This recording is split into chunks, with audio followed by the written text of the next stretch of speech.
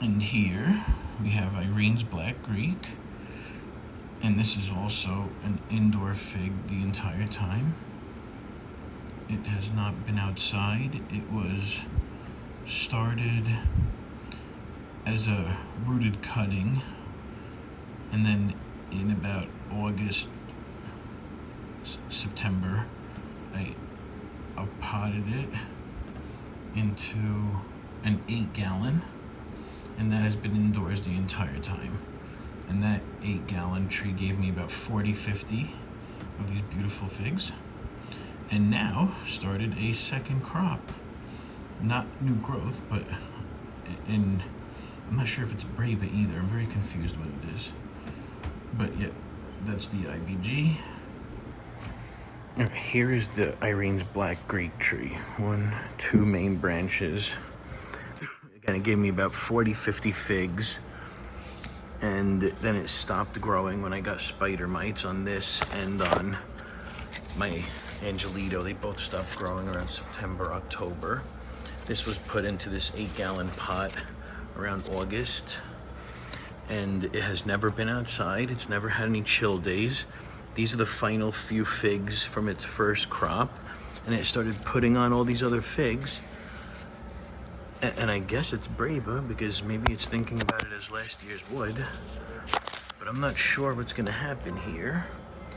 So I am just going to enjoy my final few figs from this year while we figure out what happens with these new figs. Okay, so I have 3 Irene's Black Greek left out of the original crop of between 40 and 50 that my first year tree gave me. Let me wait, this is by far the smallest one I've had. And it is 19 grams. Yeah, I had some that were 50, 52, they were pretty big.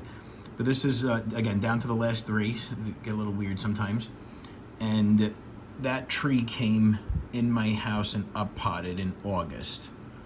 And it was rooted a few months before that. So this tree is not even a year old yet, and it's already given me 40 to 50 figs. And now this is the last 3, but it put on a whole new crop. And I'm not sure, I guess it thinks it's breba. This tree's been indoors the whole time. It hasn't had any chill days, just like my Angelito and a few other trees, like the Biblos, the yellow Lebanese, the Figo Preto. Those never had chill days. And it started, this Irene's Black Greek started producing. I'm gonna have to use up this whole inside here to get it wet enough. But the Irene's Black Greek started producing a whole bunch of new little figs, little figlets. I thought they were gonna fall off. Irene's Black Greek is a very sensitive tree, I feel. Not like the Angelito, that thing was a beast. But the figs stayed on, the little figlets stayed on, and they look really good. They're starting to grow at the right rate. I'm super excited, I'm not gonna lie. And that tree had no chill days.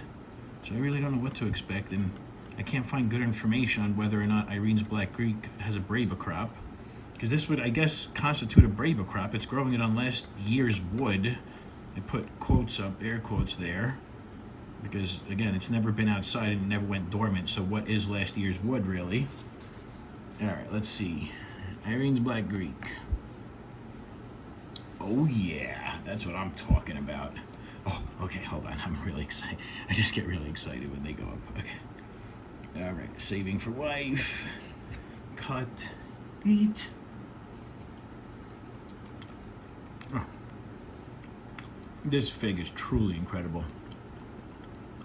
And, you know, there's still a lot of wild flavors that are very strong and overly pronounced. And to me, and I could be completely wrong, I don't have a lot of experience with, in general, but specifically with Irene's Black Greek.